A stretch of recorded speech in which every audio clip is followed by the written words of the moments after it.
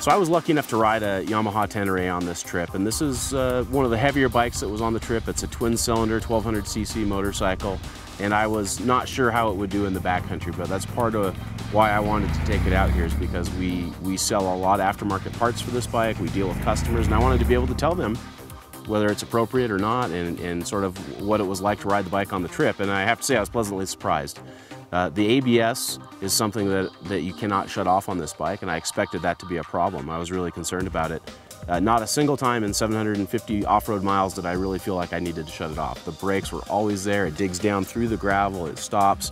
In fact, I got very comfortable on it. I could ride it fairly fast. We were riding with some good riders on some really good bikes, KTM 990s, an R1200 GS, GS Adventure, and this bike was right in there. The shortcomings for the bike is it's heavy, as is the 1200 Adventure, and it's got a little bit lower clearance than some of the other bikes. So on most of the route, it was absolutely not a problem, but when you got into things where it was water bars at speeds and things where the 990 guys can kind of jump it, it isn't the type of bike that you really want to launch into the air. And on really rocky things, you could feel the rocks hitting it on the bottom. Fortunately, we have a really good Touratech skid plate on this one, and so it protected it. The bike was flawless. It ran perfectly the whole time. It has traction control, which is kind of interesting. In sand and in really steep, loose rocks, I preferred to turn the traction control off so that you could just give it everything it had to kind of scramble your way up.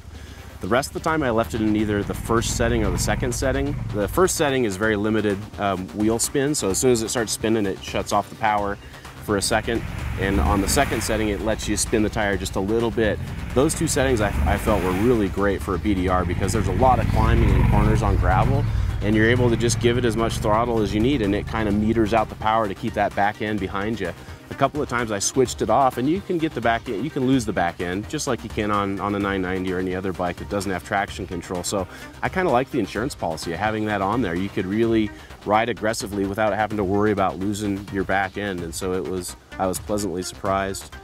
And on the street, man, on the paved sections, on the twisties, we were able to ride some Butler Maps G1 rated stuff, so the best stuff that you can find, and the bike was a blast. It was so much fun. It's got a low center of gravity, very nimble. I mean, it's got a little bit of sport bike DNA, and it was really fun to ride. So I think for a lot of people, it's a really good bike. It's not the ultimate backcountry discovery route machine, but it's something that is very handy on the street, two-up, street touring. It can do everything, and on a BDR, heck yes, it's totally capable, and you can have a lot of fun on it like I did on this trip.